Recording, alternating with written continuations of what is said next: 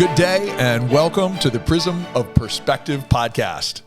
Today I'm super excited to have a good friend of mine here who will describe how we first crossed paths. But the reason he's here is not because he's a really good friend of mine. The reason is he's here is he's recently just demonstrated incredible growth. I've watched incredible growth in his business and really been fascinated by the journey. And it reminds me a lot, I know I'm jumping into his journey kind of in the good to great period of time where a lot of stuff happened first and then you see the growth. So we're going to go back and explore that. So my friend's name is Tim Vogel. He's the CEO and co-founder of Scent Hound with his wife, Jessica. And he comes out of a corporate background where he worked with, big companies, moving his way through big, mid-size, and even startups, and then really got bit by that entrepreneurial spirit. And so back in 2005, he and Jess decided they would make the leap and started a mobile dog grooming company and then allowed that to evolve into brick and mortar. And over time, through his leadership experience and his ability to build teams and his great vision, their great vision, has been able to craft a really interesting niche into the franchise market. And like I said, it's been fun to watch. I kind of came in when it was starting to take off and it seems like, wow, that was easy. Guessing it wasn't quite as easy. But also, so that's really interesting. He's also got experience working inside think groups, right? So he leads and facilitates a CEO group of franchisees so they can share perspective. So I think it's really important for all of us to think about who are we surrounding ourselves with. Also, how are we giving back, right? When we've gained information, how do we give back and continue to grow? And also, he's part of the Palm Beach Atlantic University Titus Center for Franchising. So these are areas that Tim really totally rocks, and he's just a great guy. And I'll share how we got acquainted because I think it's an interesting thing. Our kids dated, right? My daughter dated his son, and we loved him. I think they were pretty fond of our daughter too. They went to different schools, and so their relationship, but they were great. He was great as a first boyfriend, and just having that experience and knowing how they'd raised such a great young man endeared me to him, and we had an opportunity to spend some time, and we've had some great conversations. So anyway, my friend Tim Vogel, how are you doing today, Tim? Fantastic. Thanks for that great introduction. It's really fun to be here, and vice versa. Nick's first kind of girlfriend experience was also wonderful, and it was a great way to meet you guys and create this relationship. Yeah, it's just, I was just really happy for her. I was like, you know what? You've had a great experience, someone that really knows how to treat someone well and is respectful. And, everybody goes on and moves on and does things, but it was really happy that they had that introduction. Yeah. So, but anyway, as I was sharing, it's been interesting. I came in as you guys were really beginning to get much more grounded inside your franchise model and things along those lines, but nothing starts there.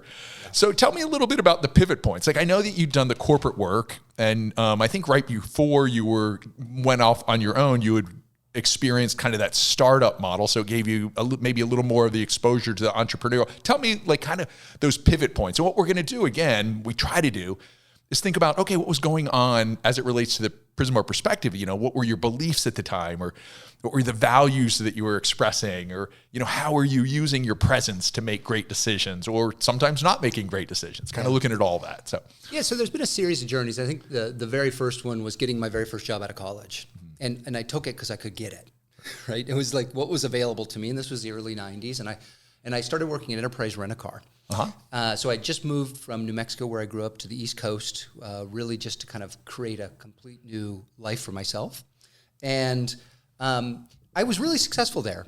And so, 5 years in, I was overseeing a bunch of stores in a big area in the Washington, D.C. area. And I looked up, and I realized I didn't want my boss's job. And so then I took another job, which was kind of in a mid-sized company operation. I was kind of manager of operations, worked my way up to VP of operations, really built warehouses, call centers, really learned a lot about processes and all that stuff. And that company went through a sale. And so when that sale happened, I stayed around a little bit longer, but the culture changed. And so then I jumped back into the car industry with a company called FlexCar. Car sharing was a brand new concept. A year later, Zipcar just came out of Boston. We were in the only city that had competing car sharing companies, and I ran the DC market for that. And that was, yet again, a really cool experience. But that whole story is about ultimately about me gaining confidence to do my own thing. Because I always wanted to do my own thing, but I never had the confidence to do it. Right. And so I needed to learn how to manage. I needed to learn how to run systems. I needed how to do a startup. That's what it took for me. I think there are a lot of people out there much bolder and can make the jump and then learn as they go. But that was the path I needed to go to build my confidence to take that leap. Yeah, I think sometimes it's really important to say you needed the confidence, but also the competence, right? Because sometimes we can make that leap.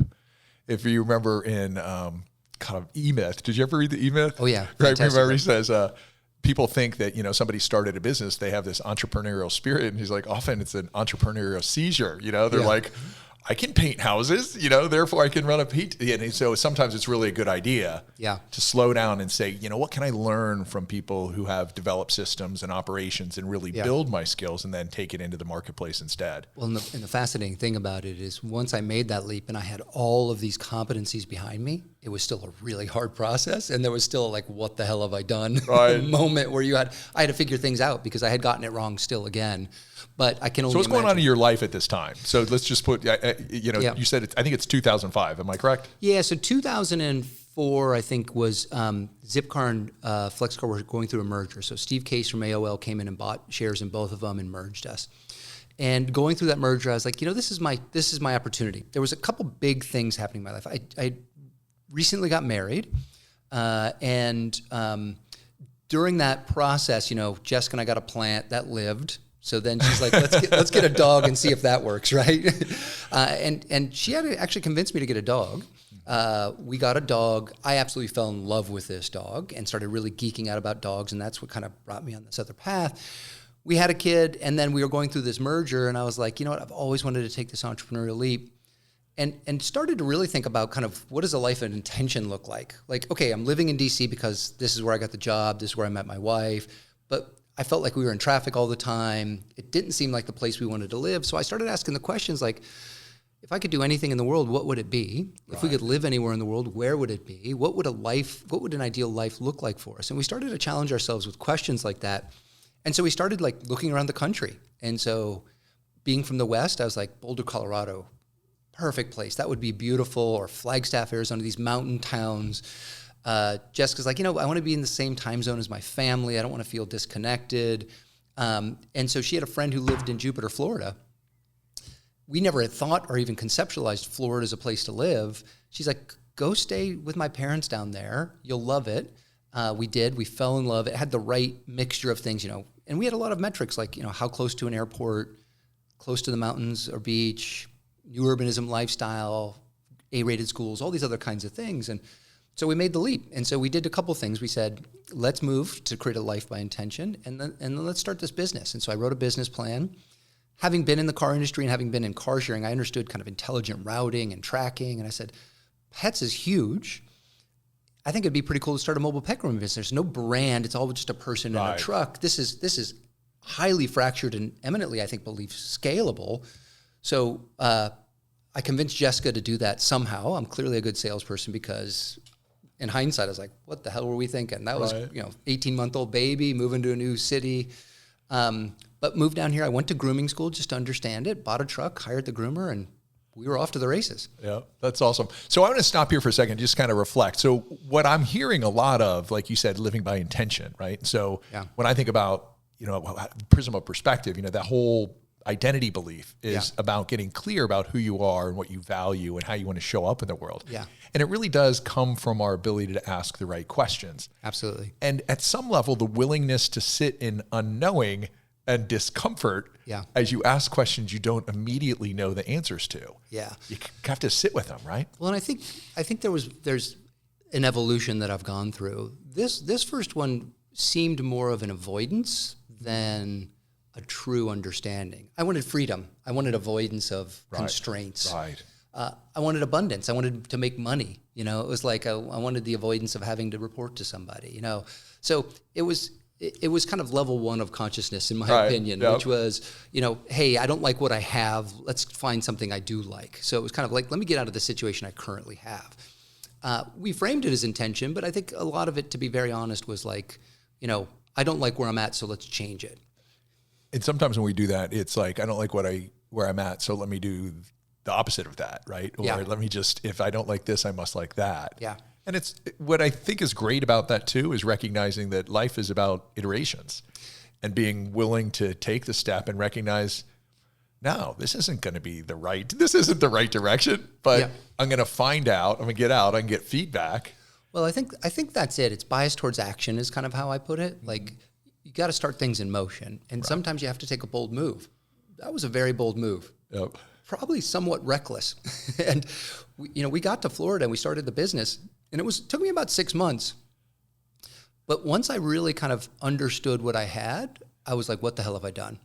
Because it wasn't a scalable business. It wasn't a terribly profitable business. And there was a lot of problems with it that I didn't have answers to, even though I came with a lot of the competencies. Right. But that was a massive change, to take my family, uproot them from the support network, to be in a new environment, to take on this whole business. And then that was that first, figured out moment. And, that which does not kill us, I think, forces us to grow, or forever damages us. It could be either way, right? Just maims us. It doesn't kill us. Yeah, exactly. Which doesn't kill us, maims us. But so I had a really big decision to make, which is, okay, what do I do now? Do I go back and get a job? Do I try to work this out?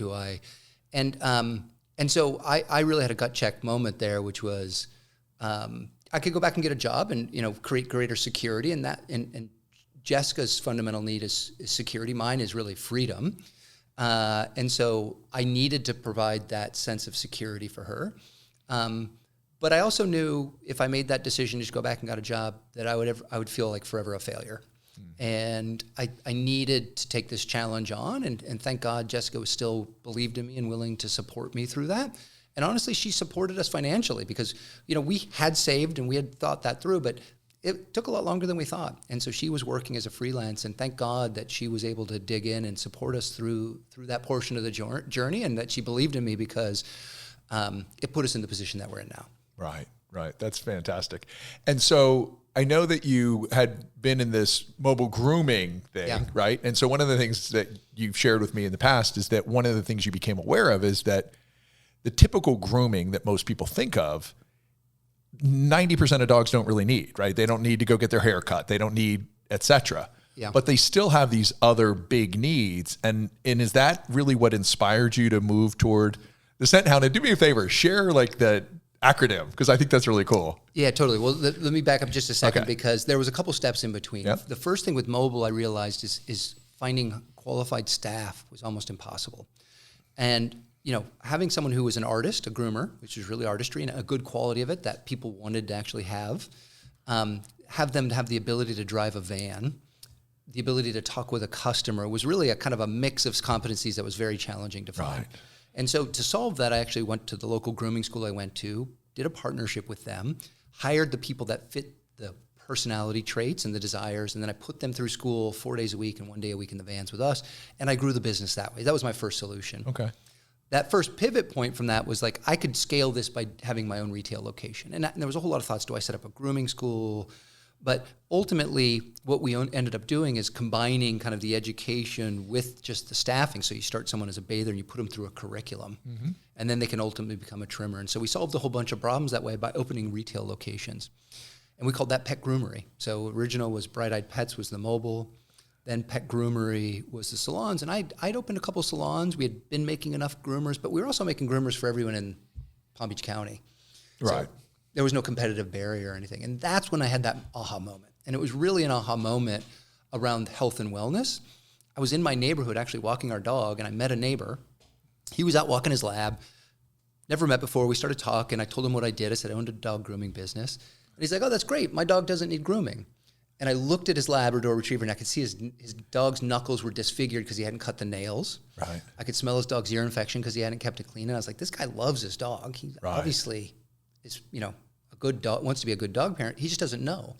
And so then I started doing the research, and I was like, wait a minute, only the top 10 breeds owned in the U.S., only one needs a haircut. But we're in this weird red ocean competing with everyone else for the quality of the haircut. Right. Where there's 90% of the market open. And that was the light bulb moment.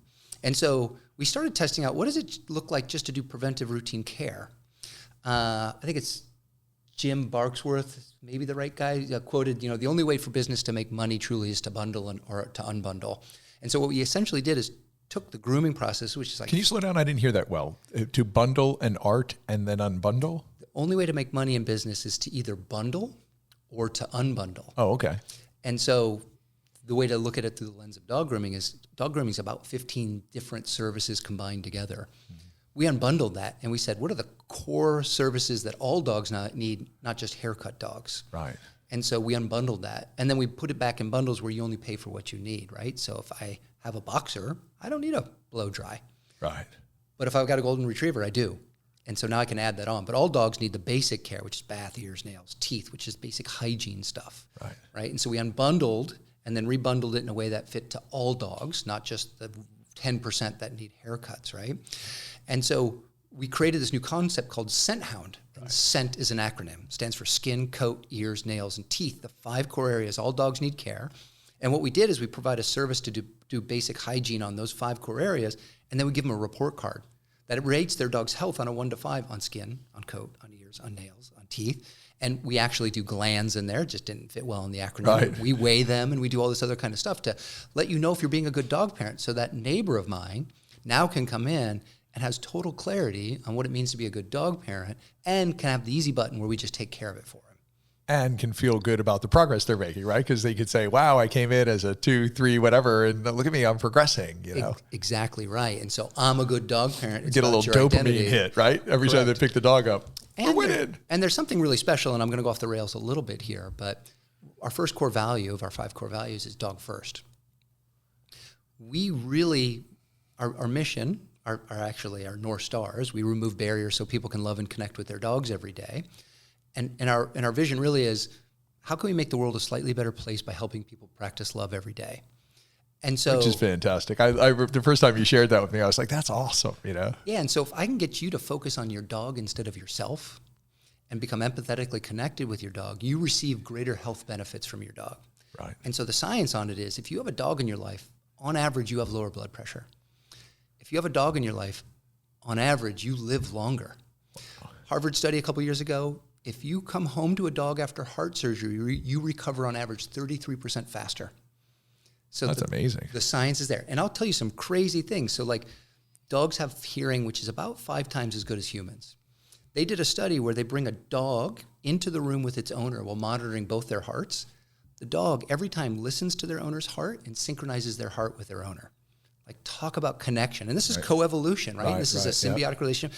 Dog's one of the most successful mammals on the planet because of how they serve humans. Right. And so you see this explosion of dog ownership in the U.S., it's because people are using them as anxiety medication. Right. Pandemics, political discourse, 24-hour news cycle, right? Boom, explosion of dogs. People are working from home. That made it more possible. But really, every dog's a therapy dog now. So they're no longer picking up the barn, killing the rat in the barn or herding the sheep or picking up the duck out of the middle of the lake. What they're doing is they're helping us live happier, healthier lives. And so our mission, getting really clean with that, which is help you empathetically connect with your dog to make you a happier, healthier human.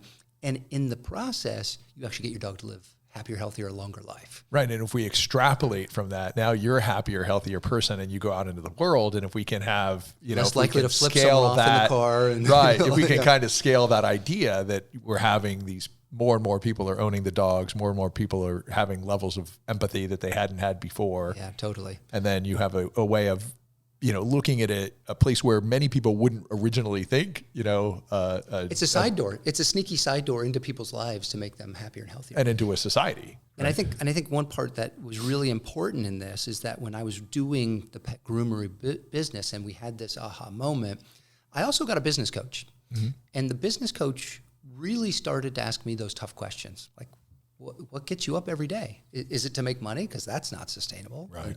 Why are people going to follow you? And what's your value system? And what's important to you? And I really spent a 6-month period deeply reflecting on that. I also had a significant event in my life where a sibling died. And it really made me ask the question of like, okay, every year after this year, I have an extra year that my sister didn't. So how are you going to make it count? Right. How can you honor her in a way that makes it something I feel good about? And so I started asking those questions, and I was like, I want to build a business that I want to create a mission that other people want to be on. Right. And that mission is about making the world a better place. Now, crazy enough, when you start focusing on how to serve people, when you start focusing on how to make a positive impact, all of a sudden the business grows. Right. When you focus on money, then it's a grind, right? And so that was a huge pivot for me when I started to really get clear on who I was, and had a really hardship in my life where it forced me to like ask the question of like, what's it all for? And through that process, we then came to this much better place.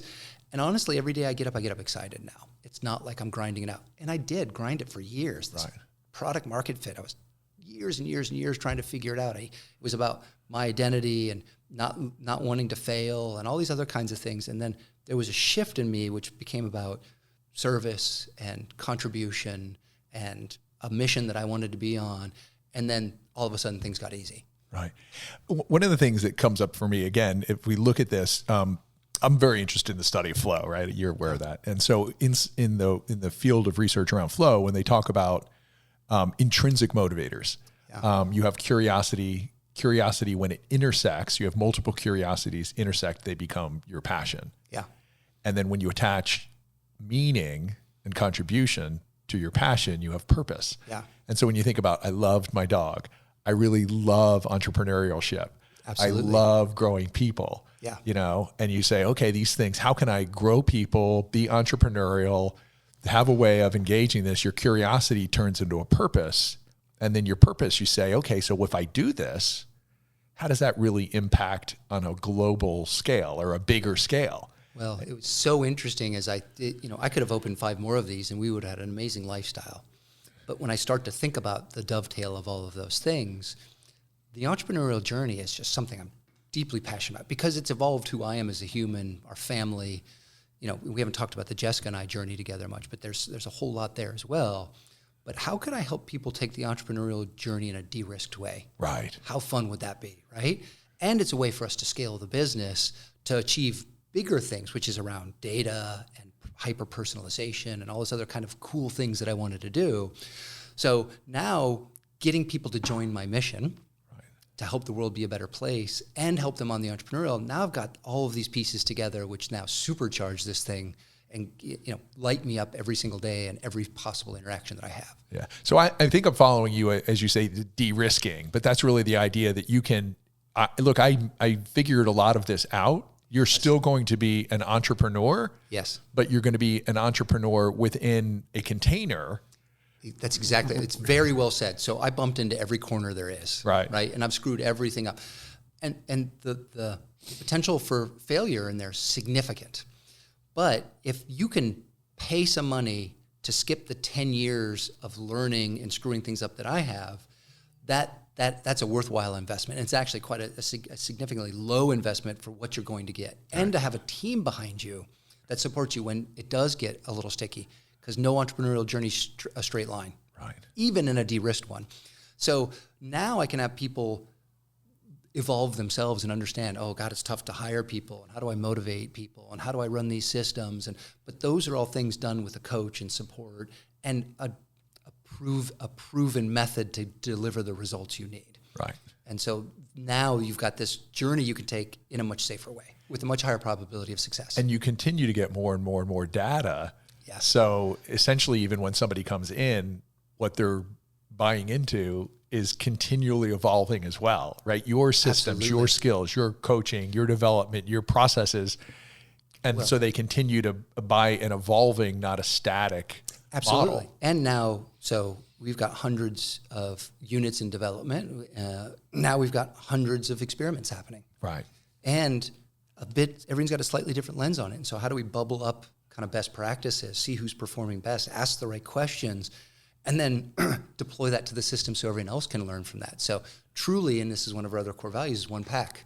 Yep. How do we support each other? How do we do this together, right? And we have this win-win-win philosophy. We talk about it almost every day. We don't do it unless it's better for the dog and the dog parent. Right. We don't do it unless it's better for the franchisee. And we don't do it unless it's better for the brand. So, it's the 7 highly effective habits. We don't do win-loses. Right. It's got to be a win for everybody, and we educate on that a lot so that everybody's aligned and we're in this one pack. So very abundant thinking. The idea that I'm not trying to negotiate the Correct. greatest. I'm not trying to get the last nickel out of this negotiation. We're not looking for asymmetrical deals. Right. So, you think about the financial world and investors and stuff. They're looking for an asymmetrical deal. that's not the game we're playing. And when we play the game that we're playing, it is truly an abundance game. Right. And the idea that it continues to expand, and in some ways, because you were kind of paying attention to what was happening in the world and the expansion. I kind of look at the dog thing, and I may be wrong, but I look at it like, I think Paris Hilton kind of kicked this off, carrying it, right? She showed up carrying her little dog around everywhere. Now you go into the mall or wherever you go, and everybody, like you said, all dogs are emotional therapy dogs, right? They're at some level, it's like, to whatever degree, just like I'm a coach, and coaching falls into that spectrum of, personal development, whether you're counseling or a coach or where it is. The same thing with your dog. Maybe you're really wrestling with PTSD and you need that dog. But maybe you really just want to have more love in your life. And you live in a busy place, and you come home and you have this dog that's you love and they love you. And so you have this movement that's going on in the world, and it is growing as you are growing.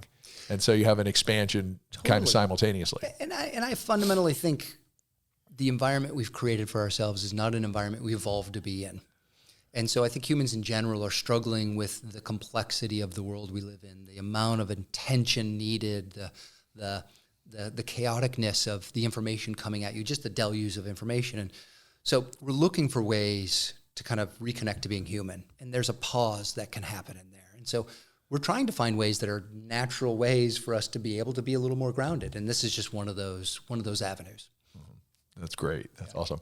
So one of the things that I was also thinking about is, a lot of times when you get into things like this, people sacrifice, in some ways, their health for their wealth, right? Or their, I'm going to really, really figure this out. And so how does energy play into this for you? How important is it for you to pay attention to that? Yeah. So I have not been immune to the false contract of I will trade things today for things tomorrow. And learning that, I've been making that trade has been very helpful for me to make better choices, because look, I'll sacrifice my family, my health. I'll overburden myself. I'll burn the candle at both ends, because when I get there, it's going to be great. Turns out that's a racket. Right. And it's a complete false narrative. But that's the narrative I had for a long time. And I think a lot of us have. And until you can kind of think about it, kind of intentionally again, and that's part of that evolutionary process. And so I've been to the place where I wasn't eating the healthy foods. I wasn't getting the right amount of sleep. I was drinking to manage my stress. All of these other kinds of tools we use, which are unhealthy habits to kind of help manage that stress. And I feel like for me, it's been waves. So like I go through a kind of a new level of pressure. The business requires more of me. The complexity raises, and then I go into these coping habits. And then I start to then figure it out. And then I'm able to simplify, create simplicity on the other side of the complexity. And then I can start to then create additional space so that I can think about my health. And then I go into it again. And then maybe the habits are a little bit less this time, but the coping habits are still there. They're still baked in. And so I've been on this journey of growth in the business, additional complexity, additional noise and pressure, and how I manage that. Not terribly healthy, and maybe a little bit more healthy and a little bit more healthy. And I'm still on that journey, and I haven't completely solved it, but I am trying to be very intentional about that. I was wondering when you were talking about coping mechanisms, and most of us understand what we've been doing with that. I'm wondering from a paradigm perspective, if we use that same concept, but really think that the coping mechanisms are the sleep, are the exercise, absolutely, are the nutrition. And when we start to think about I'm more stressed, I need to engage my coping mechanisms.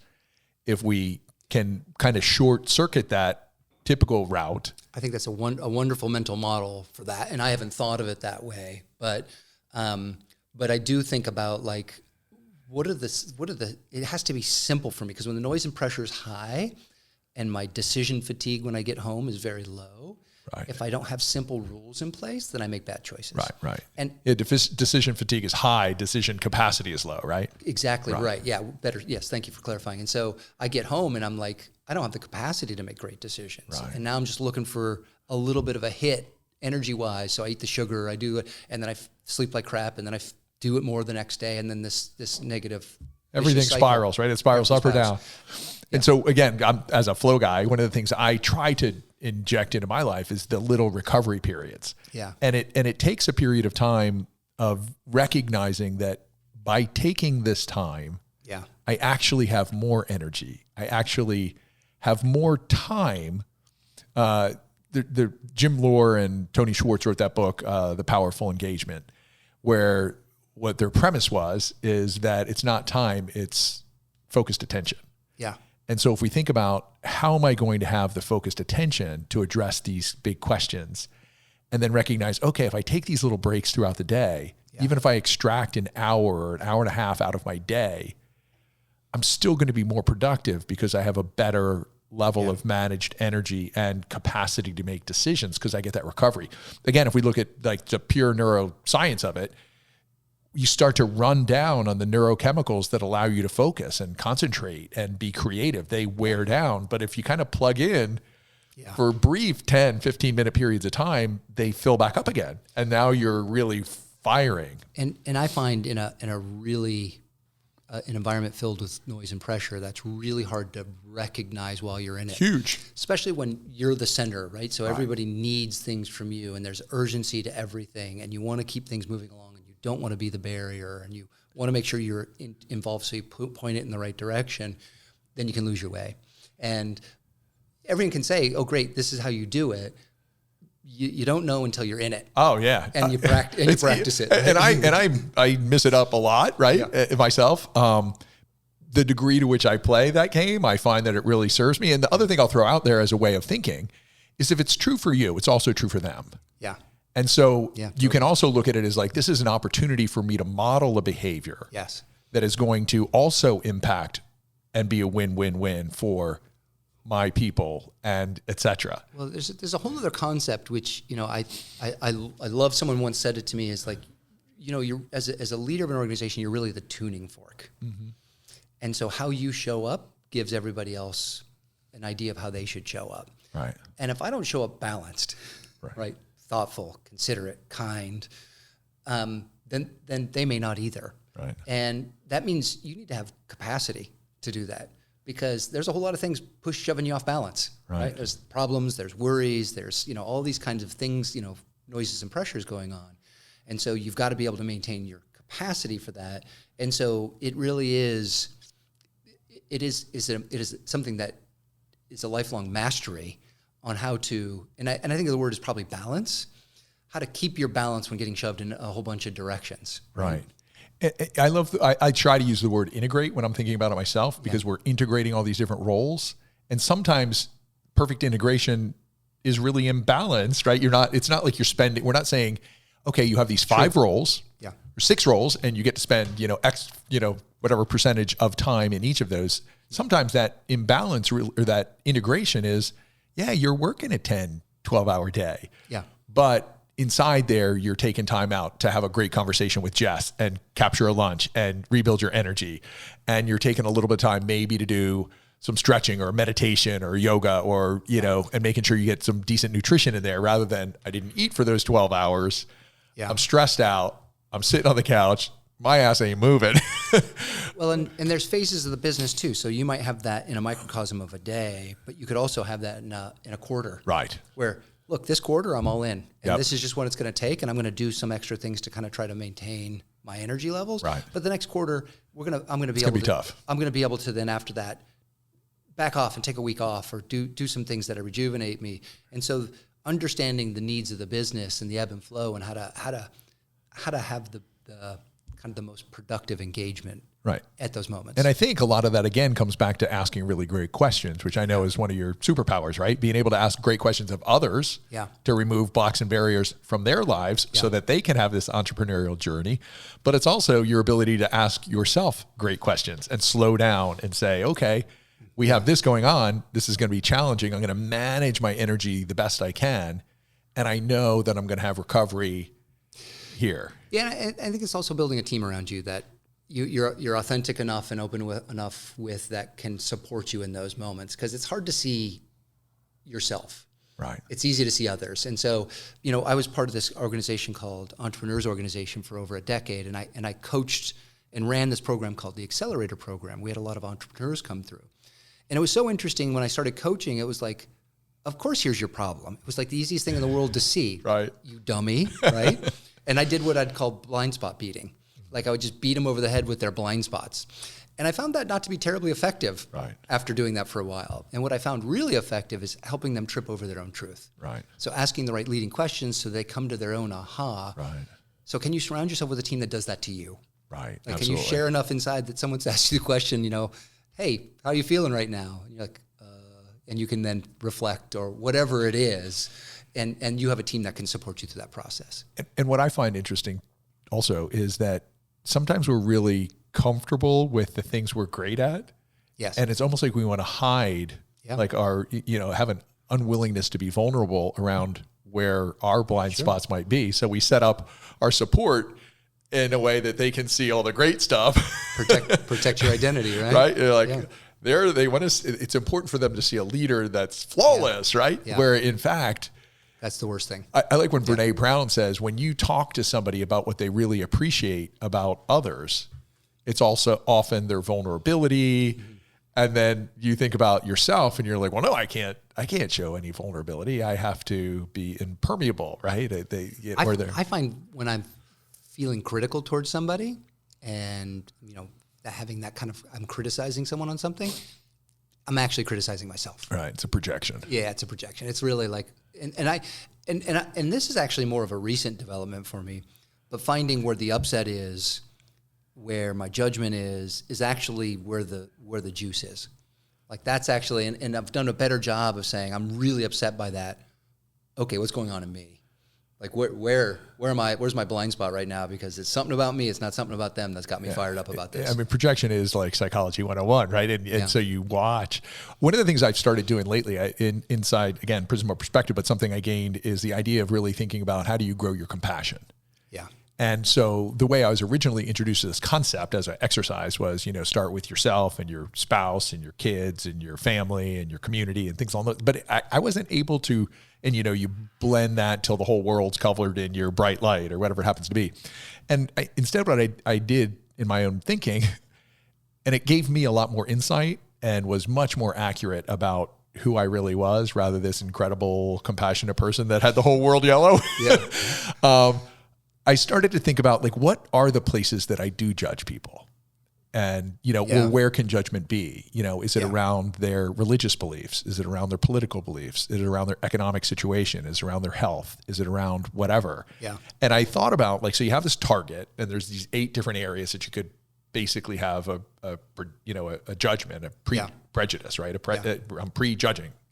And then I thought about where am I in that group? Anywhere from essentially hatred to loathing, to dislike, pity, sympathy, empathy, compassion, and love. Yeah. And really thinking about where is the opportunity if I'm really going to be compassionate, if I'm really going to build that out, I have to be willing to look at who I really am, not who I like to be. I'm this amazingly loving person that loves that. I'm like, but not so much. It sounds like a very precise approach to it. It's been helpful for me to be able to really look at and think about what is going on there and what do I have to do about my beliefs, right? What are my other beliefs, my beliefs about others that really aren't serving who I am in the way I show up. Yeah. And if we think, again, going back to the Prism of Perspective, that influences what I see in the world.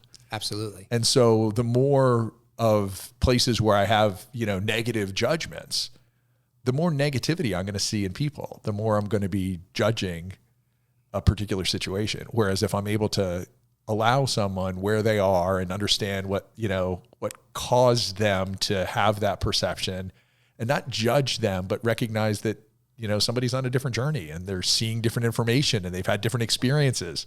Yeah. And that can be very challenging in a business environment because you're driving agendas, you're holding accountabilities, right. You have, people relying on you for specific things. You have livelihoods out there in our case, which is their businesses and supporting and investments that they made, right? And now balancing the ability to have the whole person show up to work and work with them on that versus being able to deliver. And there's a finesse there that, is a lifelong journey in learning how to balance those kinds of things, because I think you can go in the wrong direction of both. Right. Right. You can swing too far. So let's talk about this, because I think this might be an interesting place. So in your business, at some level, there's a business model that says, we sell franchises. Yep. And we generate money because they give us a franchise fee. And then when they do whatever they do with the dog, some fraction of that money comes back to our franchise model. So there's an incentive to sell the franchise. Yes.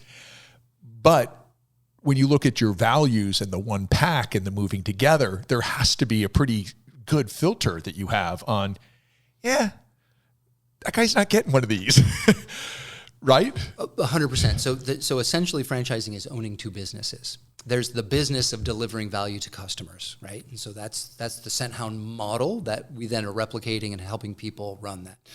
Then there's the business of supporting the businesses, right, and the franchisees.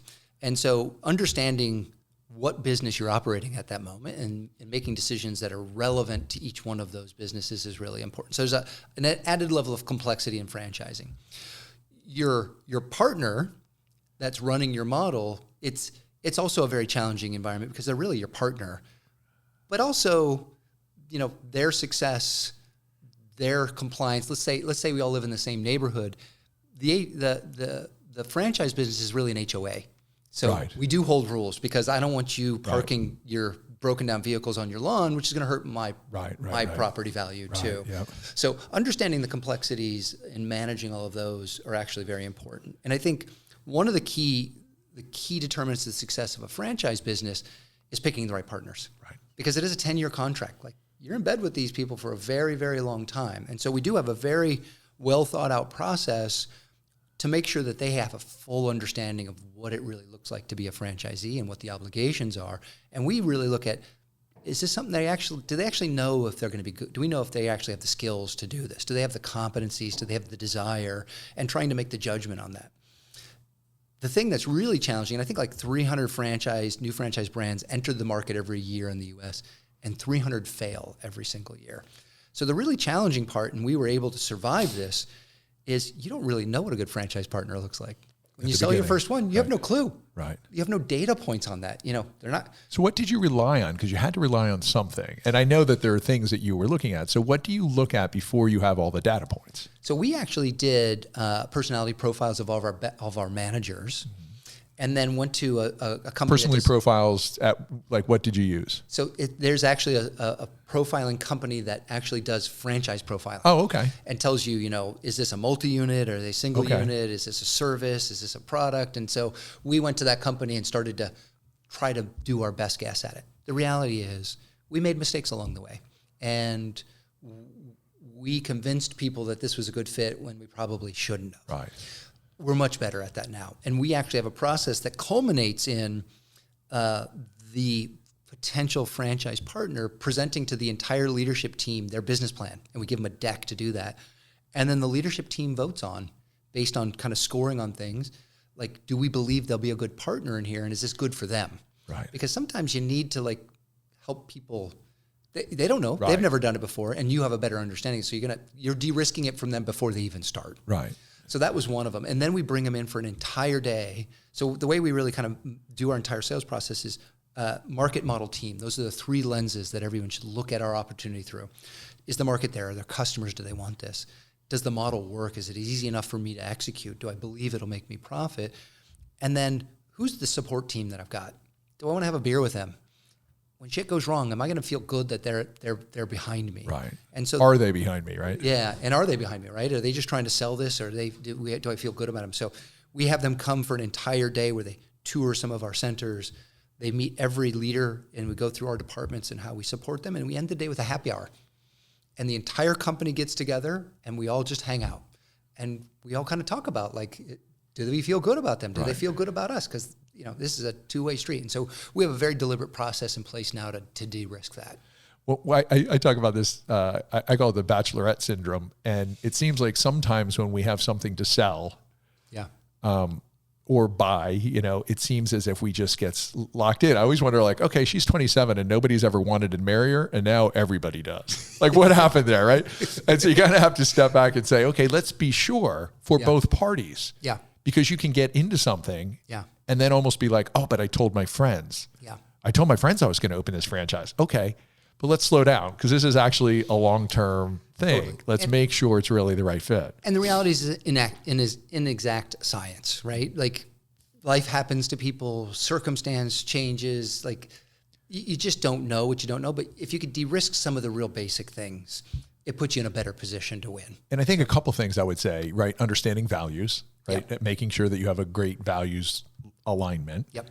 And that they are, have a growth mindset, right? Yeah. So that they don't run into challenges and all of a sudden go, well, yeah, I can't, challengers, we've de-risked, we haven't eliminated risk, right? Your market's going to be a little different. There's going to be things you need to learn. There's going to be challenges. There's going to be economic challenges, right? The economy is there's going to be macro stuff that's going on. And we have to make sure that the people that we're playing with, when you do this, are people that have similar values, that see an abundant world, right? See win-win, so that they continue to think about, all parties winning by the actions they're taking. Yeah. And, there's big categorizations, like, are they scalers or are they innovators? And you oftentimes get innovators because there's a lack of confidence to start the entrepreneurial journey. So they go into a more de-risked environment, but they're absolutely wrong for it, because now they're the ones saying, you should try this, you should try that. And we've had a lot of conversations, and this is the lens, this is kind of the narrative we put to it, which is we've really spent a long time developing a really good recipe to bake a wonderful cake. Mm-hmm. Use the recipe, bake the cake, taste the cake. If you think there's an improvement at that point, we'd love to hear from you. Right. But a lot of people come in and look at the recipe and say, I think you need more sugar. Right. Right. Definitely more sugar and fat. Yeah, exactly. But so those are some of the buckets that we look at, because when you're coming into looking at franchising the first time, you don't know what you don't know. And so it's really important for us to guide you through that. And there are financial pressures. You need to sell, you need to pay for all the bills, but you have to put yourself in a position that those pressures don't outweigh the pressures of making a good choice. Right, right. So let's talk about making choices and in the moment, right? So one of the things that I look at, right, in the Prism of Perspective, the way I look at it, so you have your beliefs that really kind of filter this unlimited opportunities in the world and start to give you some raw materials from which you're going to build your reality. Yep. Energy, the kind of lifestyle stuff we talked about, really is what energizes. It kind of gives the boost to those beliefs. But at the end of the day, you still make decisions in the moment.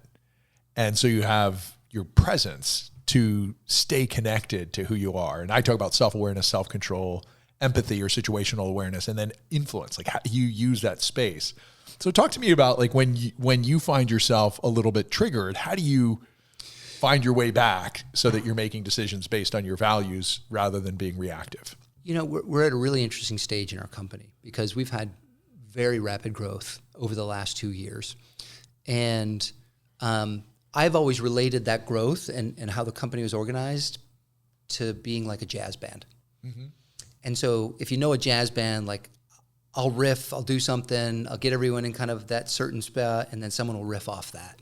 And then someone will riff off that. And then we all get together and we start kind of playing the same tune and stuff. And that's very jazz bandy. Yep. And that jazz band got us kind of from zero to where we are today, which is a whole new level of complexity, a whole new level of abundance.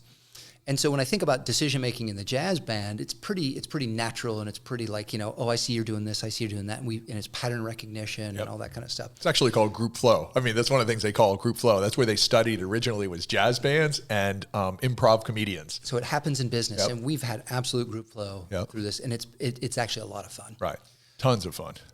We've gotten to a point where that doesn't work anymore. The complexity is too big, and so you think about decision making.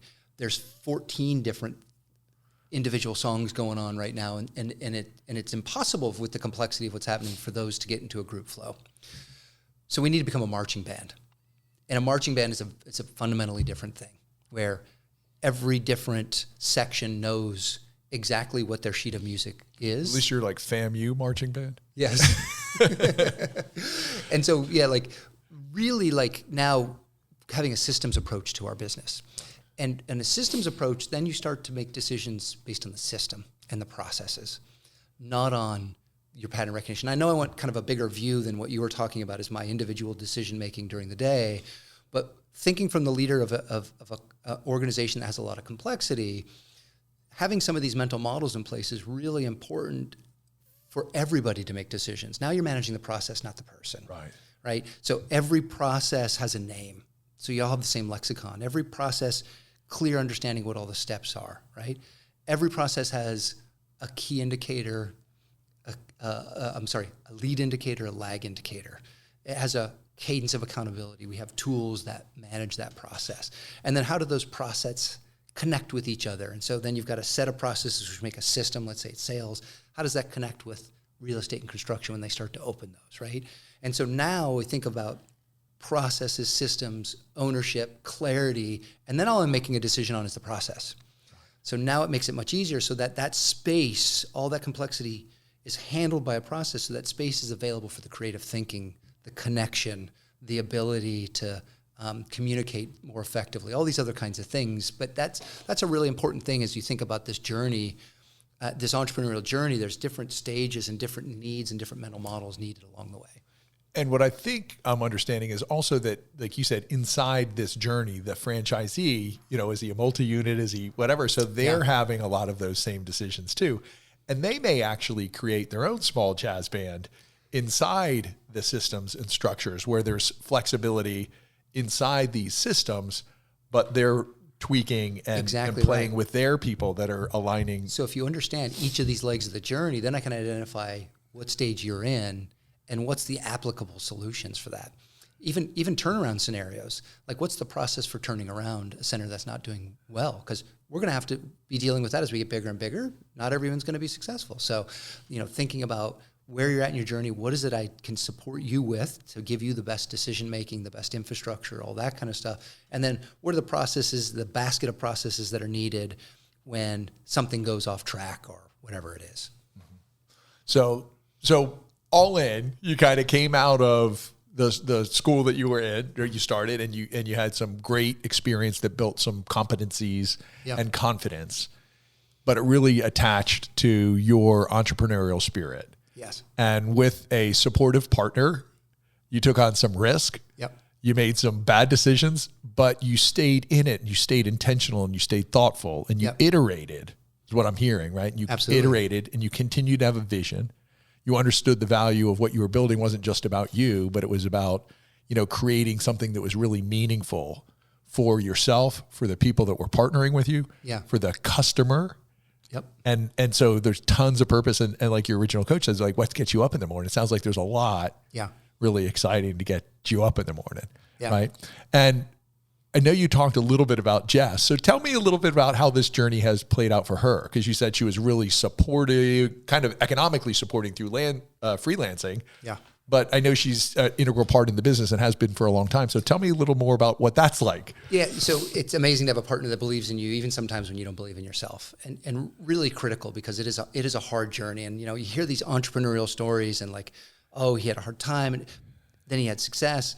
The hard is really hard, and I don't want to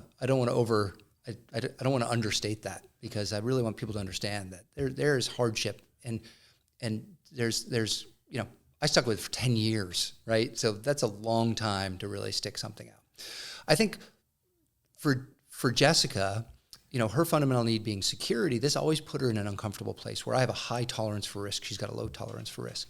So that trust and support was really important. Also, having that journey together, learning what her skills are and my skills are, has been really, really magical in this. Because, if you have a marriage, okay, there's certain challenges with that. You have a marriage with kids, there's a whole lot more pressure on that, and it ramps up the pressure and the challenges within that marriage. You have a marriage with kids and you own a business together. That's a whole new level, right? And you've got to deal with a lot of escape there, huh? Yeah. Going to the office, sweetheart. Yeah. And so you can't do that because you're in it all the time. And what are the boundaries and the borderlines? And so that journey's been really kind of important for us, because I keep coming back to this intention. We had to be intentional about our marriage. Right. And, there's been that, that cycle also where things are tough and then you work through it and you get better, and things are tough as you go up that complexity level. But what we found, I think, most powerful for us is getting really clean on what our unique abilities are, and then honoring that ability in each other. So when we're in Jessica's space, which is branding, brand positioning, storytelling, like, it is hers. Like it is like she owns that. She makes decisions on that, and I stay out of the way on that stuff. When it's about vision, it's about structure and operations, she knows that's where my unique abilities are, and she supports me on that. And so really getting clear on kind of where each of us has the contribution, when to show up and when to shut up, I guess is another way to put it. Right. We've gotten really good at that. And then also the complexity of kind of when to talk about work, when not to talk about work. You know, when is it a date night? When are we co-owners, right? Yep. And understanding and kind of putting some framework around that as much as you can. And I think there's been a lot of lessons in that process, but I think having gone on this journey, our marriage is 1,000 times stronger than if we hadn't, because you had to, or else it wouldn't have, the marriage wouldn't have worked. Right. And because of that, because of going through these crucibles, as I say, on the other side of it, we've got an amazing partnership. My level of love and respect for her is 10 times greater than it was last year, 10 times greater than the year before, 10 times greater. Like it just continues to bloom and grow, and it's been a really pretty cool process. That's awesome. Yeah. That's so cool. So this has been great. I really appreciate you coming in. Tell us where, if somebody's really interested in Scenthound or wants to learn more about what you do, where's the great place to find you? Yeah, all the usual places. So Scenthound is SCENTHOUND.com. Just go to our website. You can find me, Tim Vogel, on LinkedIn. So Tim Vogel, LinkedIn.com/Tim Vogel. We're on Instagram, we're on Facebook. Just check out Scenthound and those places, and you can connect with me anytime. That's awesome. And just as he talks about your LinkedIn, so I'm always I love, it seems like once a week you're like, we have a new partner. Yeah. We're going to go to this area. We're going to go to that area. And so that's really exciting to see you guys growing. So anyway, thank you so much for taking the time out. I really love hearing more about your story. Yeah. And as I said, from the first day I met you, I just really enjoyed your energy and who you were. And it was so evident that you had done such a great job raising your son that, I figured everything else you were up to is probably going to be pretty meaningful as well. No, I really love the conversation and having me as a guest. I appreciate it. Thanks so much. All right. Sorry.